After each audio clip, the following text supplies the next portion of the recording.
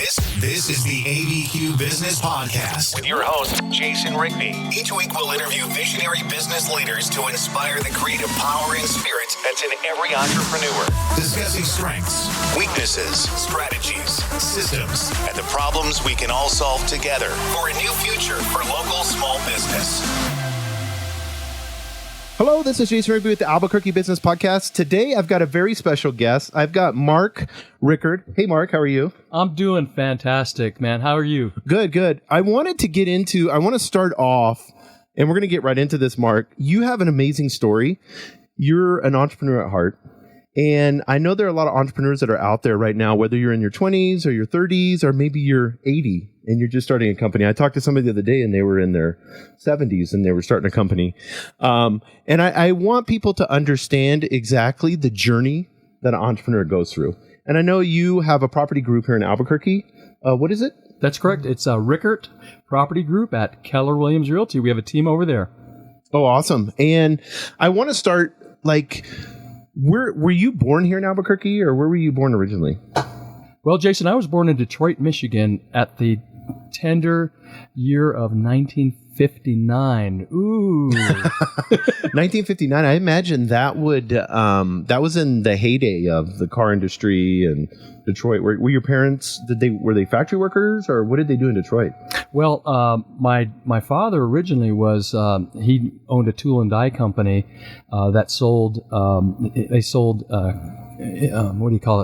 products and parts to the car manufacturers.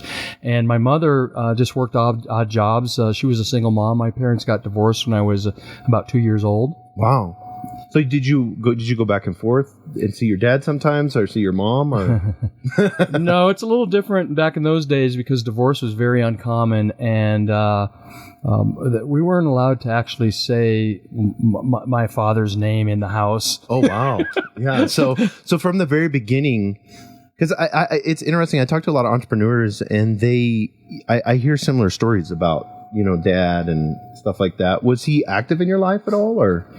He tried to be active in our life, but my mother kind of prevented that. And so I hadn't seen my father for many, many years, from age about 2.5 until I was about 15. So it was just my mom, and I had a half brother, and I had a full sister that we lived together for a period of time. And then we moved from Detroit in 1968 after some pretty traumatic situations that occurred with my mother and also our family. She, in the middle of the night, we got out of Dodge and moved to the San Francisco Bay Area in 1968. Wow. So in 1968, that was a crazy time in San Francisco, huh? Yeah, I went from the snow and, bleak winters, right? But beautiful summers in Michigan, to this really cool new place where hippies were all over the place, and it was great music, Iron Butterfly, and those good old days. Was it so when you moved from Detroit to San Francisco? Did you? How old were you then? I was 8 years old. 8 years when old. We ended up in the San Francisco Bay Area. Mm-hmm. Yeah, so that was that time where it started to progress and move forward. I mean, it was going through, like you said, that whole. Was there a lot of anti-war stuff? And because you wasn't Vietnam and stuff going on then? Yeah, Vietnam was hot and heavy, and there was quite a bit of anti-war, especially being Berkeley, right, and San Francisco, Haight-Ashbury, and the Summer of Love. I think 1968 when we moved over there was the Summer of Love, and we got there before the summer hit. So I just remember the Golden Hills, the Golden Gate Bridge, and this amazing, beautiful place that we moved to, and I loved it, man. Right. I couldn't think of a better place to live as a kid growing up there for a part of my life. Yeah, that's awesome. And it's just every time I go there, it's just so beautiful. Yeah. I mean, put politics aside or whatever. Yes. It's an amazing. I know the real estate there now is out of hand. Oh yeah. I built a home in I think 1996 it was, and it was built for around $550,000, and it sold in 2004 for well into the millions of dollars. So Wow. The appreciation was crazy over there. Yeah, I know there. I was talking to somebody, we were talking earlier, because there's a huge Filipino population there. Yes, and you had mentioned that. So I was talking to somebody. They live in San Francisco, and they have 4 families that live in the one house. The Filipinos, yes, because of probably the Daly cost. City. Yeah, exactly. Yeah, because the cost of, the Filipino food is so amazing. Oh yeah, I was just so funny you say that. I just on Veterans Day, we being a Navy vet, and I know you're a vet, right. Jason, that we went to the Route 66 free buffet for veterans, and there was a Filipina server that we had that helped us, and I said, asked her where the lumpia and adobo was. That's awesome. Yeah. So, did you go to high school there in San Francisco too? I did. I went to high school in Los Gatos, California, right. which is south of San Jose, and I spent a year there at Los Gatos High, and then I moved to Florida when I was 15. Oh, wow. Did you move with your parents, or was it just you? Or Well, if we back up a little bit, 1968 when we moved to California, however, in 1969 or somewhere there, right around in there, I was basically 9 years old, and I had been acting out as a kid quite severely. Not just your garden variety, stealing a candy bar. Was it like aggressiveness, or was it stealing, or just this being? It wasn't stealing. It was, really violence towards other people, and right. also setting fires. I was into setting fires when I was a youngster. So I ended up in juvenile hall when I was 9 years old. Oh wow! Yeah. Well, do you think that was just from the whole split with your parents and everything like that? Where do you think like that aggression came from? Yeah, I was. Like I said, when in 1968 and prior to that, I don't know what the magic years are, but even today, for kids that are going through a divorce, it's not an easy situation right. for anybody. However, back in those days, when my parents got divorced and growing up without my father being in my life, I always felt like an oddball. Mm-hmm. And I went to school, you get made fun of because you don't have a dad. My mom was very poor. I ended up, I wore old clothing and, I felt like a misfit from a very young age. So when we moved to California, I think that the anger was there, and I started lighting structure fires and the hills on fire, and also assaulted a young boy who I almost actually killed. And it was one of those situations where it became intolerable for my mother to have a person like me in the household anymore. It wasn't safe. So that's how I ended up in juvenile hall, and I celebrated my 10th birthday in juvenile hall. Oh, wow. So you were pretty reckless. I mean, that was that whole time frame. Did you get into, was there ever a point where you got into like martial arts or something? Because I interviewed a UFC fighter from Albuquerque here recently. Yeah. And that's what he had said. He had said that he was at such a young age, because with all the trauma that he had went through as a young age, that fighting actually helped him. And then they moved him into a gym atmosphere where there was rules, because, fighting on the streets and stuff like that, you're going to die eventually. But did you get any, was there anything that helped you, or anything that you got into? It's interesting you talk about the UFC and the fighting. I didn't discover that until I was in my 40s, which oh really? I wished I had discovered it when I was younger, because I did like to fight a lot, and right. I always thought that the great fighters were street fighters, because they didn't fear anything, and I wasn't afraid of anybody or anything either. And I had my ass kicked a number of times, but I never looked for fights, but I never ran from fights either. But the real fighters to me are the ones in the gym, like with the rules and the strategies right. and learning the craft of fighting. So yeah, I got really into MMA and kickboxing and boxing for a period of time before I got injured. I got into everything a little bit too late sometimes in my life. I think we could all say the same thing. Yeah. It's like, if I knew what I knew now. We have your son's here. Yeah, so Robert. In the studio. So Robert's here.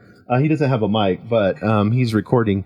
But if I was his age, how old are you, Robert? 22. Yeah, 22. So if I was 22 and I know what I know now, I mean, it's the same cliche. Yeah. And the younger people too, I have to give them credit. I know you have a lot of, people of all ages listening to your great podcast, but maybe there's a younger demographic that listens also. But it seems like younger people, listen more today than they did like when I was growing up. Yes. There's more information available for them to process the good lessons that they need to learn before they make the mistakes. Yes, of course. Yeah. Or if they do make a mistake, they seem to recover much more quickly than, at my age. I mean, I'm a really slow learner.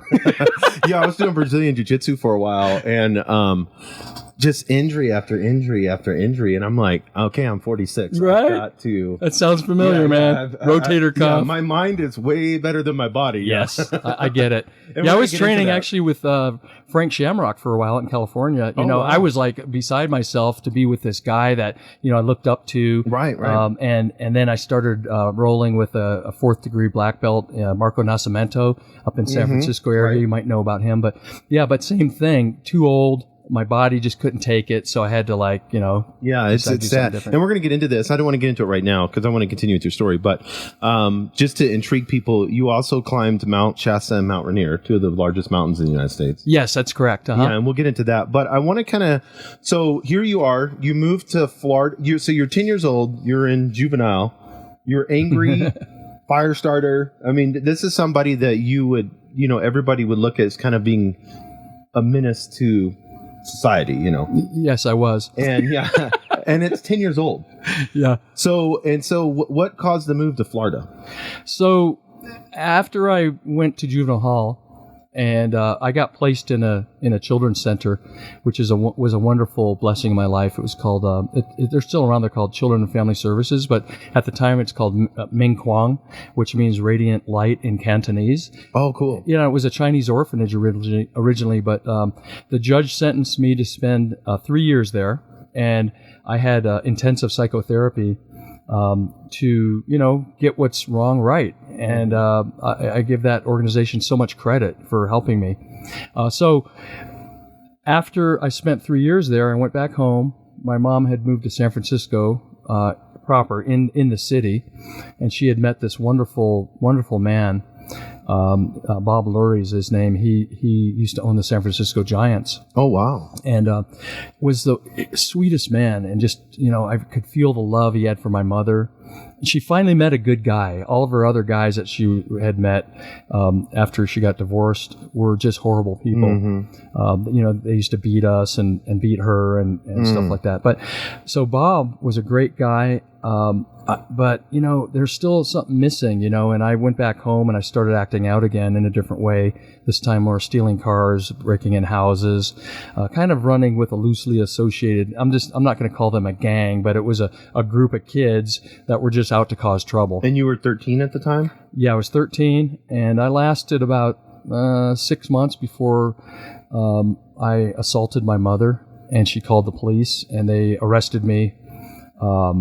And sent me to juvenile hall in San Francisco. So I'm back in juvenile hall, and then my psychiatrist that I had at Ming Quang found out I was in juvenile hall, and he came to visit me in juvenile hall in San Francisco. From Florida to? No, I'm still in California. Okay. Yeah, and so he basically asked if I wanted to live in his home as a foster kid, and I said absolutely.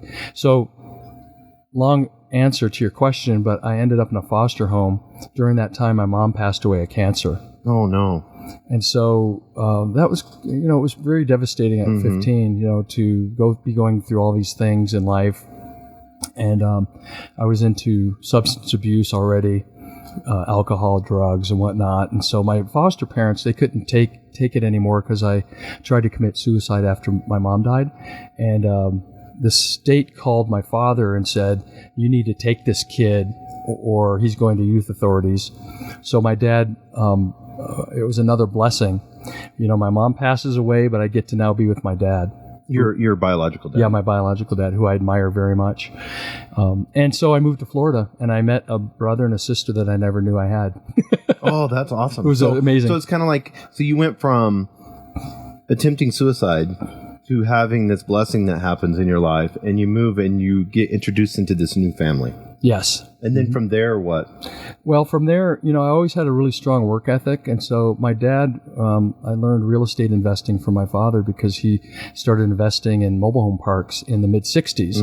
And so I got to work in those parks as a kid. Any chance I had, I went to a private school, a boarding school. but any chance I had, I would work in the parks and paint and do floors and trim trees and grass and anything you could name. And I just loved it. And I loved the fact that I was working in something that my dad had built, you know, and it was a new life, a different life, right, away from all the drugs and alcohol and stuff that I had been. Were you pretty sober then through that process, or? Much more so, yes. Right. Because I started focusing on school. I wanted to be. Nobody knew me in Florida as the fuck up kid. Right. And so I decided I'm turning over a new leaf and I'm going to be a different person. I'm going to study hard, excel in sports, and do what most people do naturally. Yeah, exactly. Yeah. So, I mean, so you kind of just like took it as like a reinvention of your life because no one knew who you were. That's right. Maybe your dad, but that was about it. Yes, correct. That's cool. And then from there, so you take all this energy, this angry energy, and you start to work. And then that energy becomes this ability to be able to, in your mind, you're saying, I can work really hard and get money for this. Is that where you're looking, or was it the investing side of things, or where was your thought process? Because I know you said that you liked it, that it was your dad's business and you were, you know, working with him. Were you being entrepreneurial then in your head at that time and deciding? Yeah, I had actually always been entrepreneurial. I didn't know it at the time because when we moved to California originally... Stealing cars is entrepreneurial. People don't realize that. But it actually is. I mean, you have to go out. I mean, there's a lot of work to it. So right, yes. We'll leave the selling of illicit substances out, too, later in life. Yes, exactly. It's just the wrong road to go down. Yeah. But a lot of people that have had stories like yours... have turned to be successful entrepreneurs. We were talking about Grant Cardone earlier. Yes, that's correct. You know, yeah, he was. I love Grant. A lot of people don't realize he was on substance abuse and was in a welfare line and decided to get his life together. So you're helping your dad in real estate. Is it starting to like connect with you then? What were you, 15 then? Yeah, I was 15 and saving money. I always wanted to be a millionaire growing up, and I knew I was going to be a millionaire. I didn't realize that there would be bumps along the road. Right. But those were my dreams and aspirations, and I always like to do a good job at whatever I do. And so, yeah, working for my dad, making him proud by doing a good job, and working alongside his employees, it gave me a great deal of joy. To self-satisfaction that I could come from this messed up kid and be working in my dad's company and working hard, right, and getting the respect of other people, plus the money. I love the money. Right. Yeah, exactly. It was like that motive. I mean, that's the whole idea, whether you're doing something legal or illegal, that's the whole mindset behind it. That idea to be able to say, here's some whatever substance and there's money for it and I can do this, and then I can network and get people underneath me. Yeah. I mean, so you go to high school. Obviously, you're at do you graduate from the boarding school or? Yes, sir. So, Jason, I went to a school called Mount Verde Academy. Go Eagles! They're a school right now. They've been the number one school in basketball for many, many years. Oh, that's awesome. In the whole country, and so we have a lot of NBA players get turned out of Mount Verde Academy, like D'Angelo Russell, right? Ben Simmons. Those are a couple guys right off the top of my head I can think of. So it was a wonderful school, especially for me because I was used to doing my own thing in life, and to have the thumb over my head from my dad or anybody, especially maybe my dad, right, and my stepmom, it wouldn't have gone well. And I think because I was at a boarding school away and I had to do my own laundry and, all these things, I was more independent. I had friends over there and I stayed on campus all the time. I got to focus on the important things in life, which is getting good grades and really doing a good job in sports. I excelled at basketball. I love basketball and track. Yeah, that's awesome. So now not only are you helping your dad, and you had mentioned something about accountability. Being did your dad become like your mentor? And then you wanted to please him and look up to him, so you held that as that accountability structure with that? There were a lot of years, Jason, I didn't want to admit that. But yes, my dad's always been my mentor, even through the times that I haven't liked him. Right. Where I felt like, I had an axe to grind with him because he wasn't in my life. That's the way I perceived it. Right. We're all young. We all make mistakes in life. And everybody just does the best they can do sometimes, right? And so, yes, my dad's always been my mentor, still is. And I look up to him. and I really admire what he's accomplished in his life as well. So you were pretty much busy all the time between school, working for your dad, and then playing basketball at an elite school. You were, I mean, that pretty much summed up your days. Yeah, that's correct. And you had, in order to play sports, then you had to get good grades because they wouldn't let you play sports at Mount Verde if your grades weren't in a passing arena. Yeah. So, and then from there, so you graduate from there, and then that's when you go into the service? Yeah, I went into the Navy early.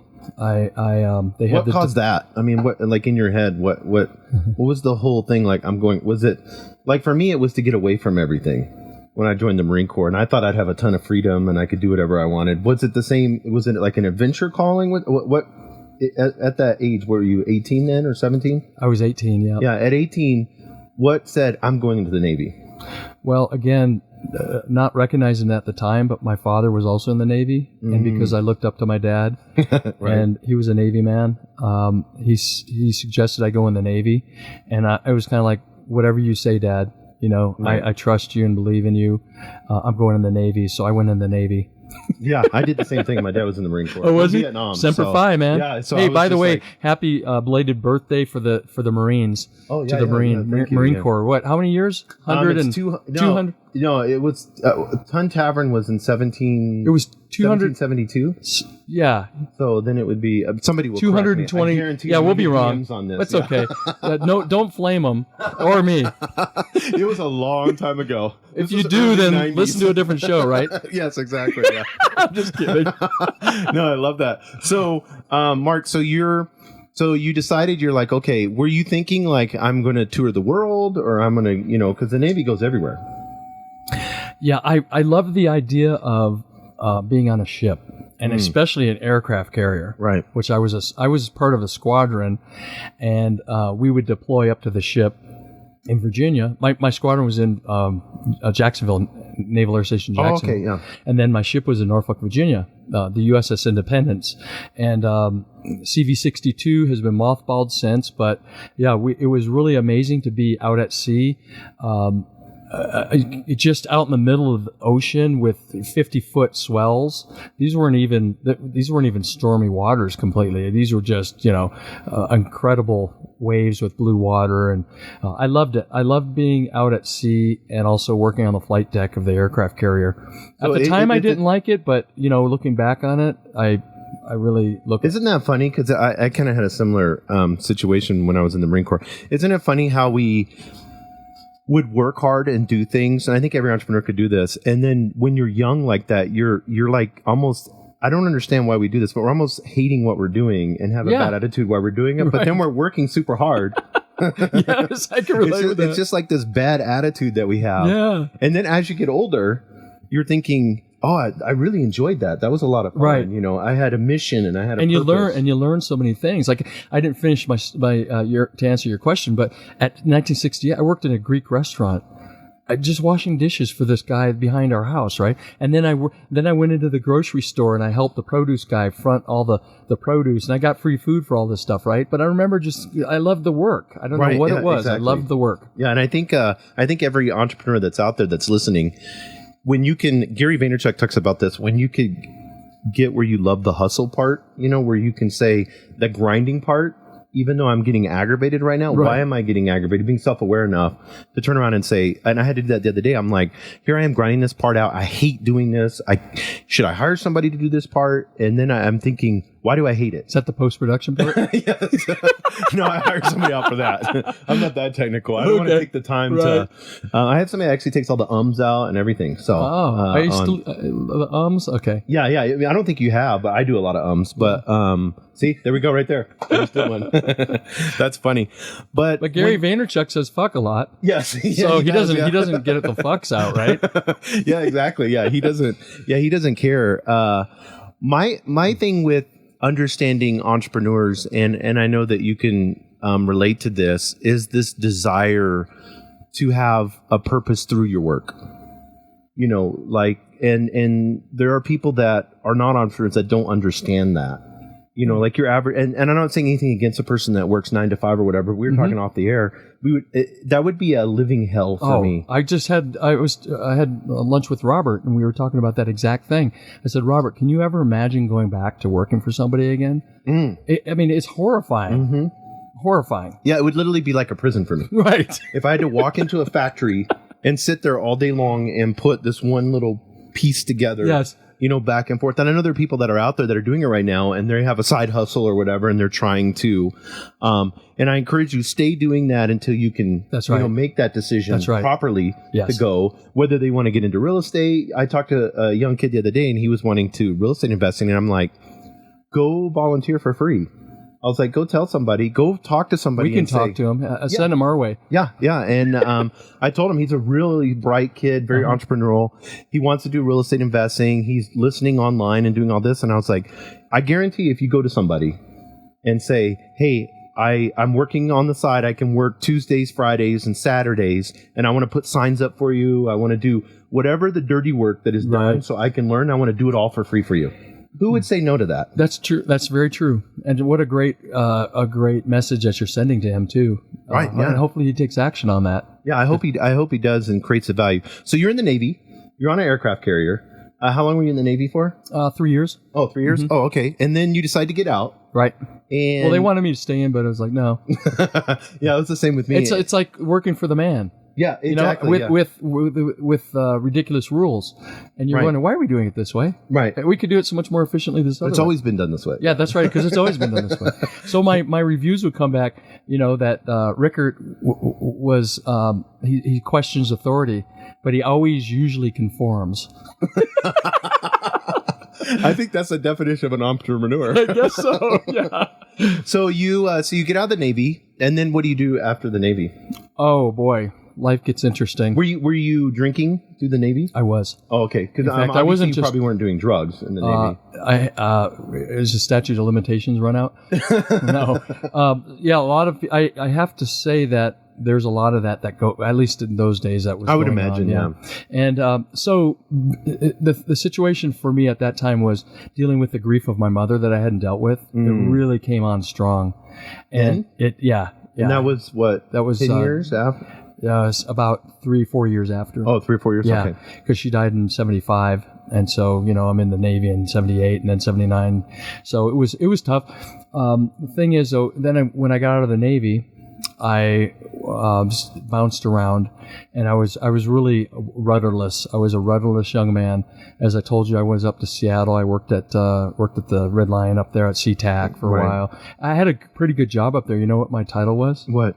I worked hard for this, dude. That was probably a nice hotel then too. It was a nice hotel. It's still there. We did big banquets and stuff. And right. My title was the executive assistant steward. Wow, that sounds executive assistant. You know what that means? I was the assistant executive dishwasher. Oh, that's funny. Yeah. So they gave all those big titles. Big title. Yeah, it's the hotel. I just washed dishes. I mean, come on, really? But so you're out of the Navy and you're washing dishes. Yes, I tried to get a job at Boeing. You and I talked about Boeing. Right. Boeing was not hiring at the time. And I thought, the Navy duped me because they said I'll be able to get a job in aircraft electronics or aircraft jet mechanics and all this. And so I'm all excited. I get out. I'm going to get a job at Boeing, right? Right. And they wouldn't hire me, so I'm all depressed and everything. And so I had a period of years that a couple of years that were pretty dark again, and drinking a lot. Doing drugs and just completely rudderless. And these are you're in your 20s. Yes, I'm at 20s. Yeah. And I didn't know where I was going or what I was doing, man. I really didn't. And those were tough days. I did have a couple of incidents that kind of woke me up to get my life together. And then I decided to go to electronics school and get a degree in electronics, which I did, and then I got recruited into I fixed copiers for a long time, which I loved. And then that got me into the semiconductor industry, where I fixed big machines worldwide for companies like Intel and Advanced Micro Devices. And this is in the beginning stages of them, right? Yeah, that's right. Yeah. I just thought, man, look, how did I do this? Right. I mean, what a great blessing. I don't even have a 4-year degree, and I'm working in the semiconductor industry around all these PhDs. Like, how did I get here? Yeah, that seems awesome. So in those rudderless years, because you had several of those, and I know there's people that are listening to this that may be in that, that maybe they're entrepreneurial, but they're just failing, or they don't know where they're at. How did you pull yourself out of that? Or was there, because you said there was a couple moments that happened. Was it the idea of you deciding to go to electronics school, or what? Because you said they were pretty dark. So obviously you were probably facing depression through that process. You still haven't dealt with your mom's death through that? I think I had at that time, but I really missed my dad a lot. And, right. But what I really missed was more the vision of what I thought my dad should be. That wasn't. Right. My dad's the way he is, right? He's a great guy, but he's not the kind of dad that most people... everybody's got their different vision of it, what a dad should be. Exactly. And, mine was kind of leave it to Beaver dad. And right. That's not my dad, which is cool. I'm okay with that. Right. He's a great person. He loves me, and he loves his kids and his family, but it's not going to be the dad that, puts his arm over you and says, hey, let me teach you about this and teach you about that. Right. Exactly. That kind of thing. So I think I was really depressed about the loss of my mother. I didn't feel like I had any family.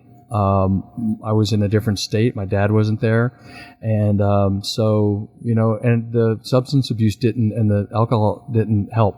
Right. That was you were just using that to numb that's correct. The pain and stuff that you had inside of you. And so what was that point where you're like, I have to get my shit together? This is where did you have a moment like that, or? There were a few. And, I don't want your great podcast to be just about dark days and all that, but there were a couple more suicide attempts that I had contemplated suicide very heavily, and at a few more patches in my life, a total of 3 times, and it's those visions and those when you're in the act of doing something like that, right? And then you maybe have kids. And you have really a good life, but the substance is just creating this depression. And that's what I've heard. There was a study that came out the other day that people under 30, that's the number one reason for death now, is suicide. Oh, wow. It's really prevalent. I mean, it's more than, if there's somebody out there right now, and you're contemplating that, or you're sitting there, maybe you're facing, because I know substance abuse goes right along with that. Yes, sir. Is there something that you could share, or something? Because I know you've handled this sobriety and you've dealt with it. How long you've been? I've been sober since August 11th, 2001. So almost going on 19 years now. Wow, that's amazing. Yeah, congratulations. Thank you. I feel blessed to have one day at a time. And what was that point? Was there? I know you were going through the dark, and we're going to get out of the dark and into the light here. But I kind of want to. I know there are people that are relating with this story right now.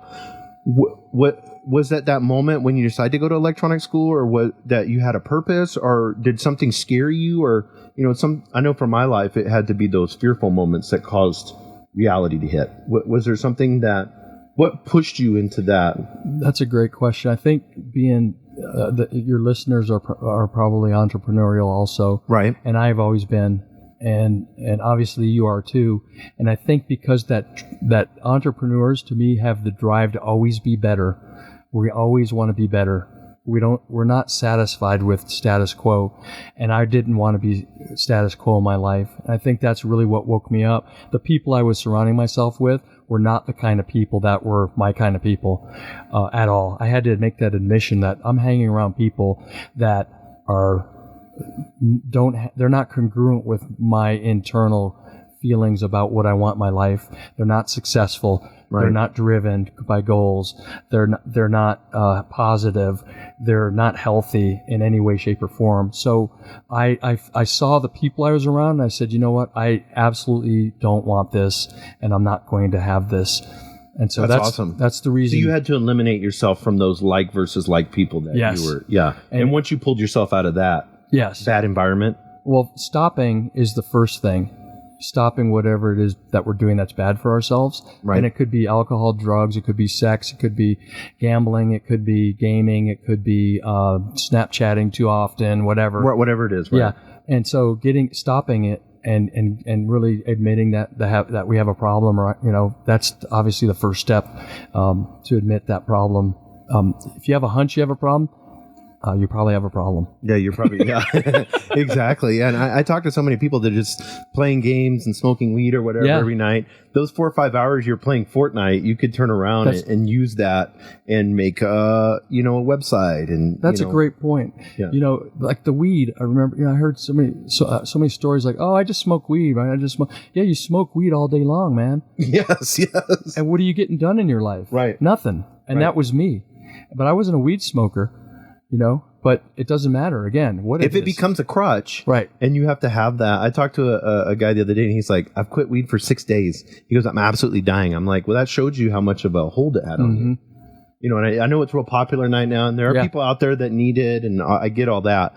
But if it's something that you're having to rely on in the morning, afternoon, and evening, that's a problem. Yeah, and I've heard this great a slogan, if you want to call it. If you say yes to something, you're saying no to something else. I love and if you say no to something, you're saying yes to something else. But you can't have it both ways. If you're going to smoke weed or do drugs or drink or whatever, you're saying no to some other dreams you might have. Yes, exactly. I love that. So I want to kind of catapult us to are you at Intel? Or are you working for a private contractor on the semiconductors? Yeah, I worked for a small company. What we did is we brought in Japanese process equipment, the tools, the machines that chips are made from. And at the time, Japan was, you remember the Japanese cars that just hit the market? Right. The one-word description of anything Japanese, maybe still could be that, is reliability. And so the tools that we brought in from Japan were very reliable. So we were displacing unreliable American-made tools at the time, and our stuff was blowing up. These companies like Intel were buying our equipment quite a bit, and so I had a lot of work. And then from there, did you stay with that company for a while, or? I stayed with the company for about 5 years, and then I got a knock on the door through the telephone from my father for 2 years, who wanted me to come and work in his real estate development company in Florida. And here we go. Dad's coming back on the scene. So for a couple of years, I said, thank you, but no thank you. And because I worked really hard to get into this industry on my own, and I just didn't want to be kind of what I felt was going to be maybe under the thumb of my dad in his company and stuff. But I finally acquiesced, and I ended up moving out there, and I ran sales and marketing and sold homes at one of our manufactured home communities, which we developed a large number of them. And that's when manufactured homes were they starting to get real popular then, or? Well, they've always been really popular around the retiree, the 55 right, plus. In Florida, right? Yeah, and that's what we did primarily. We had mostly retirement communities, and so they were, very, very popular and still are today. Yeah, and so you ran the sales and marketing. Yes. And you were selling. So were you working 6-7 days a week at the time, or? I'd say I was working probably 6 days a week, and again, my drinking cropped back up because things weren't going a little the way that I thought they should. So, what is it? Unrealized expectations. Oh, right. So we can become our own worst enemy. Yeah.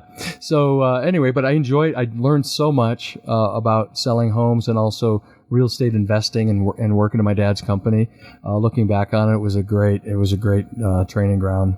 So that's how. So and that's funny because it seems like every part of your life, even though you're battling, substance abuse, every part of your life, it seems to be these training grounds that you're having. Yeah. And that you're having to learn on your own. Yes. No one was there to help you.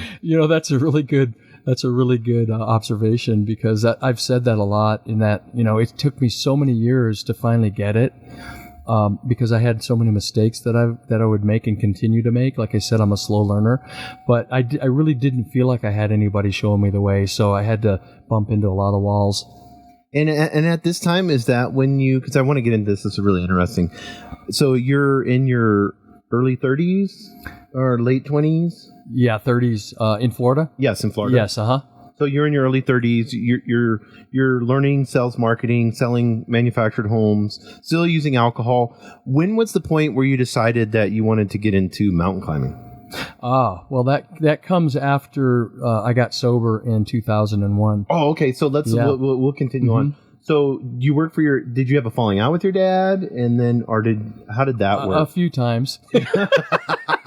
Family business. Yeah. Not actually, it wasn't at that time I had a falling out. It was more, I had a falling out with myself, using alcohol and I had gotten into cocaine, again for the second time in my life. My drug use was very, binge-like I would not do it for, over 10 years. And then it seemed like every 10 years I would get into something. Right. And then do it, and then do it crazy. Right. I could never just do it, recreationally.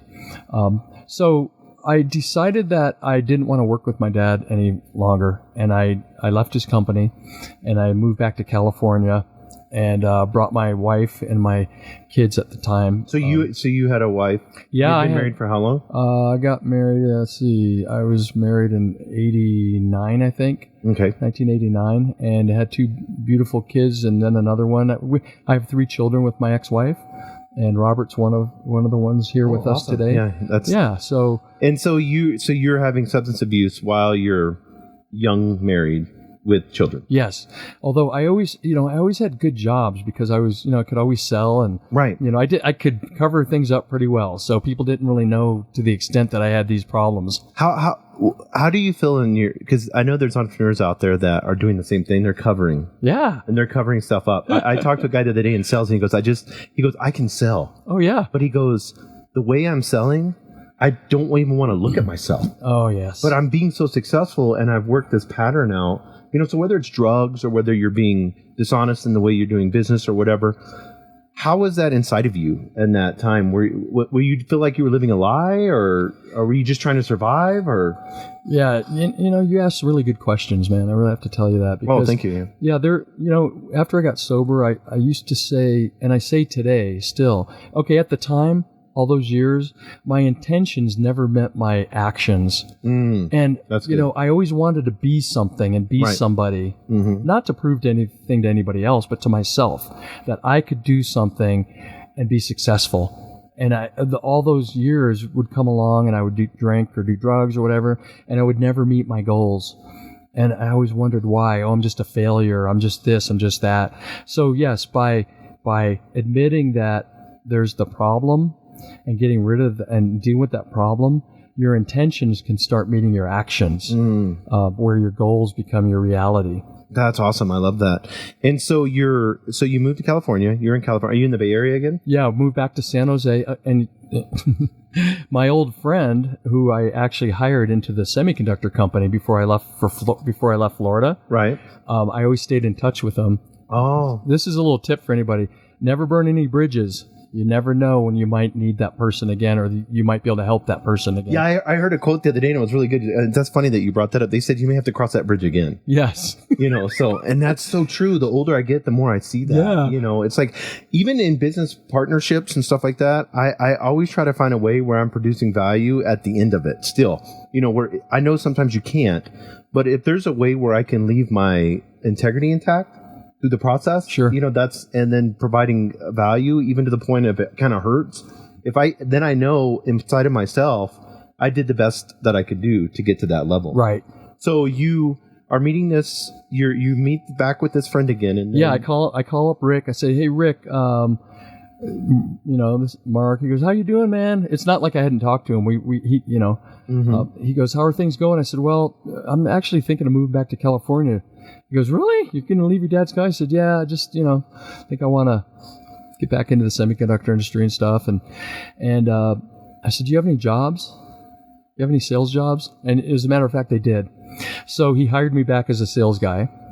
And I was ecstatic. I went back to my old company and decided to hit that market again. And it was fun working for him, although my drinking was in full swing. I'm not sober yet. Right. And I go to Milan, Italy on a business trip and end up in a hotel room with somebody and in a bathtub with champagne. And I'm supposed to be in the Netherlands in a business meeting. Oh, wow. They didn't take too kindly to that. Right. I can imagine. Yeah. I'm partying and, so. On their dime. Yeah. On their dime, yes. And so that was the first time I didn't really officially, quote, get fired, although I was asked to leave. First time ever that my drinking had caused that kind of a situation. So I really took a look at there was no covering up this time. No. In fact, they had a lady there. She was like a detective. None of my lies worked. Well, the train was, delayed and this and that and all that. None of that. She knew all that. Yeah. She knew. She said no.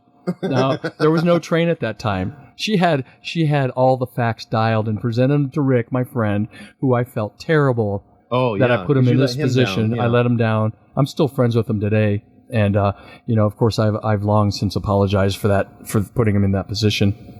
So you have to leave. Yes, I have to leave, and I don't have a job. I have a big house in California, lots of bills, debt like crazy, and I'm going like, what am I going to do? So I find out what the best company to work for is in our industry, and I'm going to get a job there. So I did. I went to a company that had 25 salespeople. 25 people in the company, and the owner was the most magnificent and is the most magnificent man I've ever met. I just talked to him a couple of weeks ago, and they hired me, and I earned more money than I have ever earned, and just thought, I've arrived. No, so you take a poor guy, I grew up poor pretty much. Right. And then you give him a bunch of money. You've heard the NFL stories, right? Yeah, exactly. I'm not picking on the NFL. Right. Any to pick it. And I went crazy. Drinking, strip clubs, all of it. Right. Being the big shot. And did that for a while. And I finally came to a head in 2001 when I decided that this is enough. Were you still successful in 2001? Like, were you still like making a ton of money with this company, or did something happen at that moment? Well, the company actually, we had Japanese equipment. The company, we were so successful at bringing that company to, I think we did $350 million in sales for a 25-person company, and made that company in Japan so much money, they took sales direct. So we had 2 years that we knew our jobs were going away. And that's when I started, things. I went out and got a job for a company, a software company, and just everything was the wheels were falling off. Mentally, and financially, things were okay because I earned a lot of money. My marriage was not doing well. I had little kids. I felt like a horrible failure because I'm doing things that teenagers might be doing. Right. Instead of a grown man. And so that was the August 10th of 2001 is when the last time I had contemplated checking out. Unfortunately, you were making a lot of money and you were thinking about that because you realized mentally the wheels were, like you said, the wheels were just going. Yeah. I looked at myself as a horrible person. And so I made that decision to get sober.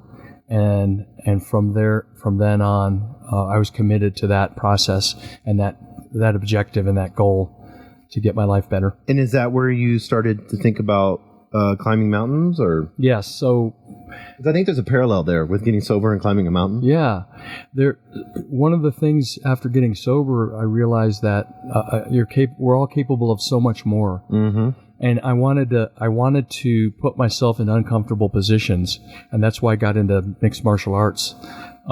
Things that scared me, mountain climbing, running marathons, anything you could think of, jumping out of planes that would be fear-based. I decided to run towards the fear instead of away from it. That's so good, yeah. Because before you were using substances to help you run from the fear. Yes. Now that you're sober, you're seeing, I need to embrace fear. That's right. For the first time in your life, in your 30s, late 30s? I was 41. At 41, yes, sir. For the first time in your life, you're like, I'm going to embrace fear. Yeah. And then what happened from there? Well, things only got better, because then I was present and able to make good financial decisions. They weren't always perfect, but compared to before, right, they were way better. So financial planning, very important in anybody's life, and valuing the dollar that comes in, and what are we doing with that dollar? Are we going to go into debt for things that go down in value? Are we going to buy things that can help us get out of the rat race, as Richard Kiyosaki says? Right, right.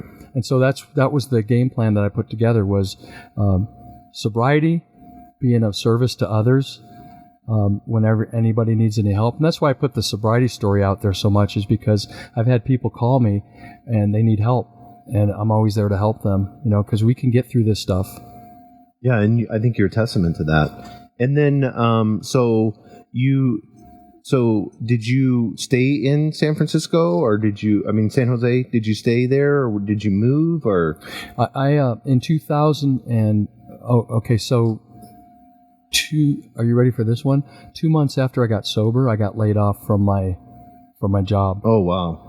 That was your first test. Yes, that was my sobriety. first. Well, the first test was September 11th.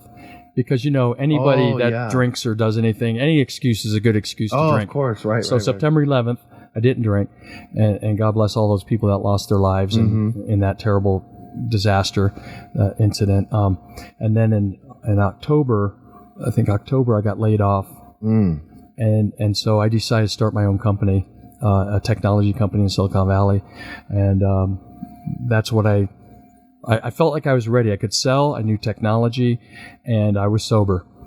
So with those three things, you were like, I'm ready. And then, even though it was only a couple of months of sobriety. But I think that was good, because now you had something to pour your heart and your energy into. Right. You had a purpose in life. Right. Yeah. Yep. And so that went well. I built that company up over the years and made a very successful company. We provided IT services to small to medium businesses with a healthcare focus, doctor groups and surgery centers and things like that. And then in 2011, I moved to New Mexico, to Albuquerque. My wife is a Navajo. She's from Shiprock, New Mexico. Okay. And we were coming out here. I had a data center out here in downtown Albuquerque. No earthquakes, no natural disasters that we know of. And I was backing up my data for my clients in San Jose to Albuquerque. And so I grew to like it here a lot. And I decided to move to New Mexico. That's awesome. Yeah. And so being here in New Mexico, what got you into like real estate and real estate investing? So after I sold my IT company, I was really kind of sick of technology. I had done it. Right. And I got sucked back into it. I got recruited as a division manager for a local tech company. And I started to feel like I felt when I owned my company, like I wasn't fulfilled. And I was complaining a lot. I was still sober. Everything's good that way, but I just wasn't, I felt like there was more. Right. And I always had this burning itch and these desires over the years to invest in real estate. Right. And, follow in the footsteps of my father. And so that was the other reason that we decided to get into real estate, was to do acquisitions, property acquisitions, and also sell homes and help people. Yeah, and that's awesome. And so you've been doing that for the past. We're in our fifth year now. Fifth year, awesome. And how would people go to follow you? Your Instagram is at Rickert Property Group. Oh, okay, perfect. Rickert Property Group. And I encourage people to go there. I think this is an amazing story. I love your openness. Oh, I appreciate that, Mark. And I just want, I know we didn't get into it very much with the mountains, but I know I'm from Seattle, and I know you climb Mount Rainier. Yeah. That's a feat in and of itself. Oh my gosh, that was the hardest thing I ever did. Really? It was the hardest thing you ever did in your life? Yes. Harder absolutely. than Navy boot camp? Oh, way harder than boot camp, man. Oh, wow. Yeah. Especially I was in my 50s, so I was 18 in boot camp. Oh, yeah, exactly. Yeah, that's people don't realize how treacherous and dangerous that could be. And then you climb the largest. That's Shasta's in the continental United States. That's the tallest. That's in the Northern California. Right, and that's near Redding and all that area. Right, correct. And so, was there any lesson? I mean, before we're done, was there any lessons you learned with the mountain climbing at all, or? I think yes, there are lessons. The lessons are that if we set our mind to something and we prepare and train for that, whether it's if you're a salesperson, knowing your game in sales, learning things, learning how to interact with people, being self-aware. Like, how am I coming across to that person? Am I too aggressive? Am I not aggressive enough? Am I too nice? Too many connections? And it's similar where you have to be aware of your body. Like, am I in good enough shape to climb a mountain? And then that's the physical part. The mental part is, how am I going to make it when things get really tough? Because they will get tough. Right. It's like business, right? How many times have you felt like, I forget it? Oh, yeah, hundreds of times. Yeah. All the time. And those days when you say forget it, you're about ready to say forget it. And then my son, Robert, told me he had a guy that helped him lift weights, Mike. And Mike says, there's always one more. Yes. Yeah, exactly. That's so true, though. Yeah. So we can go one more and keep pushing ourselves. And the funny thing is that when you push yourself, you didn't realize that you could go that far. Like when I ran a marathon, I never in a million years thought I could run 26.2 miles. And, never. Right. And then I started training for an ultra marathon and things like that. So the point is that we mentally have to convince ourselves that we can do it. We set our mind to it. We train for it, whether it's in business or physical, and we set our mind to it. We set the objective, and then we go. Like in the Marines.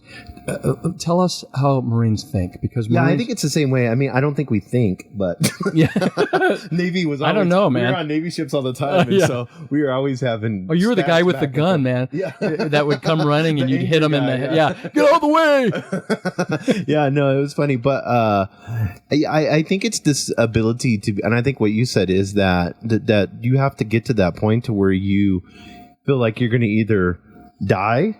And you can roll up and die. I've had moments in that when I was in combat and stuff like that. It's like, okay, I have an option here. I either have to push myself or I'm going to die. And I think it's the same way on a mountain. I mean, people die all the time on mountains. That's right. Not saying that they quit. I'm just, because situations can happen that's crazy, weather and all that. But you do have that moment inside of yourself where you're like, I don't know if I can go any farther or not. Yes. And that when you do push past that, like you said, Now you can set your goals up higher. That's right. Because you know where you could go. Yeah. There's something in mountain climbing. You're only 49% done when you reach the summit. So when people think about that, you've got 51% of the trip left, right? And most of the accidents occur on the descent, right? Well, in business, isn't it similar? Think about this. You're making a ton of money all of a sudden. You're an unbelievable salesperson, or you own a business that's just going gangbusters, and people want what you have to offer, your service or product or whatever. Right. And you're swimming in money, maybe for the first time in your life, and you're 49% there, because the 51% is, how am I going to manage that money? What am I doing with the profits? Am I being intelligent about how I'm spending money and what I'm investing in and so forth? And how am I treating people?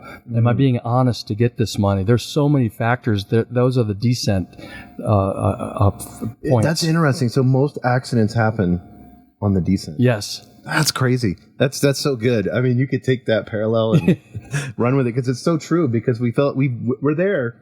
That's right. We're good. We're there, man. I got all the money. Need to coast down. Yeah, man. Let me go over to hang with the boys somewhere. Right. Yeah, exactly. And then you do some knucklehead stuff, and pretty soon you're not there. Yeah, you're exactly right. Well, I love this conversation, Mark. I appreciate you being so open. I loved your story.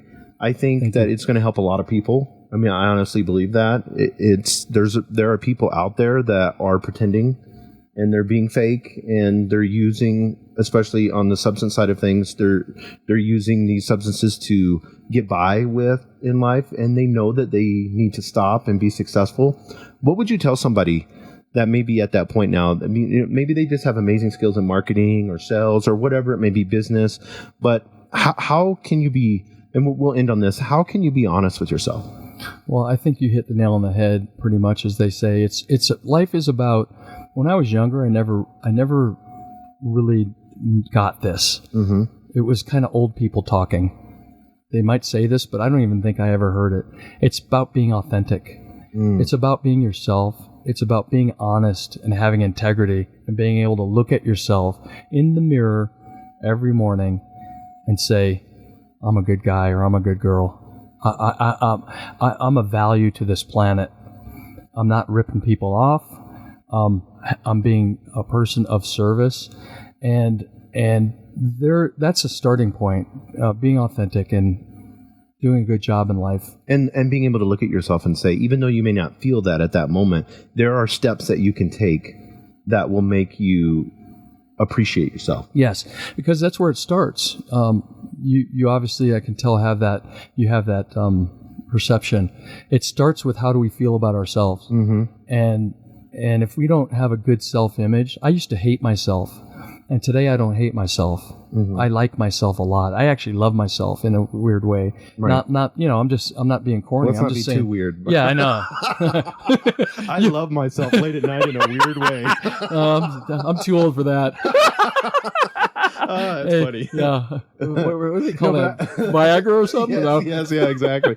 But no, I get it. I get the whole thing, like in the sense of loving yourself, because there's a lot of entrepreneurs, the reason they're doing what they're doing is because they hate themselves. That's their motivation. Yeah. And we're doing our goal planning now for the team, and we're going to talk about this on Friday. But I heard something recently which kind of a little spin on it. It's like everybody has the goals, and then you always hear about, what's your big why? Right. I actually, quite honestly, I hate that. Right. What's your big why? Everybody says, what's your big why? Look on YouTube. You got, what's your big why? Right. How about this? What do I need to become?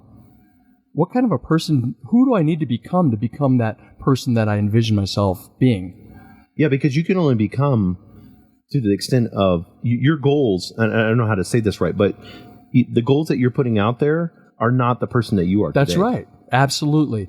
So that's where it's important. Mm-hmm. What kind of a person do I need to change to become in order to reach those goals? Something I didn't know when I was younger. So that's awesome. And if somebody wanted to, get a hold of you guys or talk about your team, or they want to either, buy a home, sell a home, or maybe they want to work for you, what's the best way to get a hold of you guys? Well, they can certainly reach out to me directly. My email address is Mark, M-A-R-K, and then the @ Rickert, PG, that's RICKERT, PG.com, or they can DM us on most major social media platforms. Have to give some hand claps to my son, Robert, who's been really doing a great job on our social media stuff. So that's awesome. He monitors a lot of our Instagram and Facebook and all that stuff, but I do too. So yeah, that's a good place. And then I would also say, I know this show really wasn't about, it was more on the lines of entrepreneurship, business development, and things like that. But since we talk so much about sobriety, for anybody struggling out there, if they ever need to talk to somebody that has a very understanding and caring ear, I'm happy to help. And I also have a podcast that is out there that's called Soaring in Sobriety, like soaring like an eagle. And it really is around the idea of we can become more than we think we can. That's so good. Yeah. In business. So if you go to iTunes, whatever, and type in Soaring in Sobriety, because I subscribe. That's right. Thank you. And they can get that way. And I haven't done episodes in a while, but there's still some good ones out there, like Adam Jasinski, Big Brother, winner season 9. Mark Cuban's brother, Adam Jasinski. Sorry, Brian Cuban. And then we have a host of other people. Just some great interviews. That's so awesome. Yeah. So thank you. Yeah, I encourage that, and I encourage people to go and get a hold of you if they have any questions, especially on the real estate side of things. But thank you, Mark. This was an awesome podcast, and I hope you continue to excel. Thank you so much for having me. It's been an honor. Thank you, Jason. Yep, thank you. Thank you for joining us on the Albuquerque Business Podcast. thanks to our sponsor, RigbyDigital.com. Make sure to subscribe and share, and go to abqpodcast.com. Get show notes, resources, and links to everything we talked about today to help you navigate your journey as an entrepreneur and business owner.